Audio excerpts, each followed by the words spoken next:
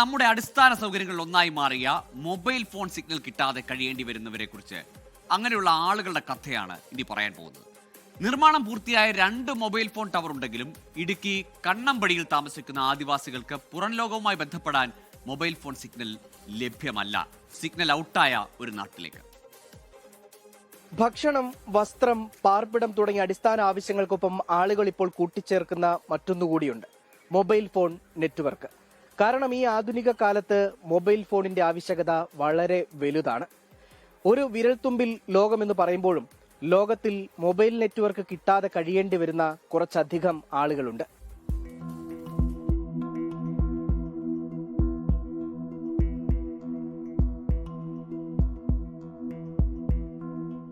ഇടുക്കി വന്യജീവി സങ്കേതത്തിലെ കണ്ണമ്പടി മനമേൽ താമസിക്കുന്ന 12 ആദിവാസി കുടികളിലെ ആളുകൾക്ക് വേണ്ടിയാണ് ഈ ടവർ നിർമ്മിച്ചത്.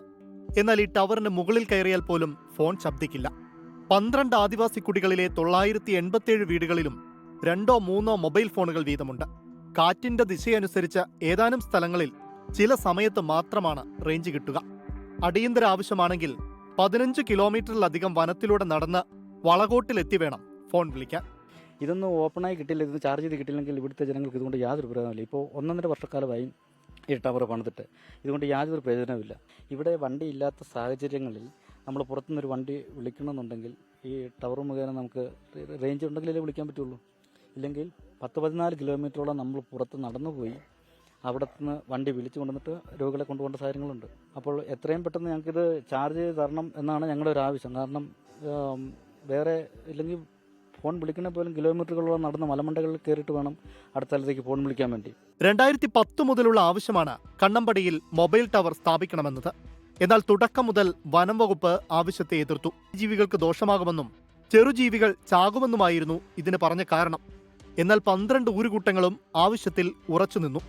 തുടർന്ന് BSNLന്റെ 2 ടവർ സ്ഥാപിക്കാൻ അനുമതി കിട്ടി. 2024 അവസാനം 2 ടവറും നിർമ്മാണം പൂർത്തിയാക്കി.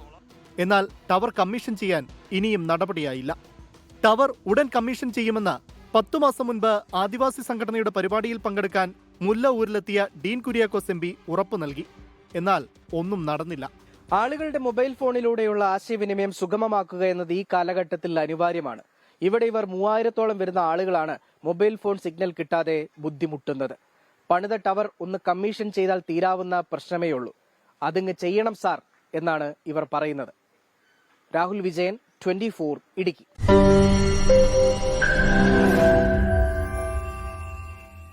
ലോകത്തെവിടെയായാലും ഏത് സമയത്തും 24 വാർത്തകളും ഓഗ്മെന്റഡ് റിയാലിറ്റി പാക്കേജുകളും എക്സ്പ്ലെയിനറുകളും വിശദമായി കാണാൻ ഞങ്ങളുടെ YouTube ചാനൽ നിങ്ങൾക്ക് സബ്സ്ക്രൈബ് ചെയ്യാം.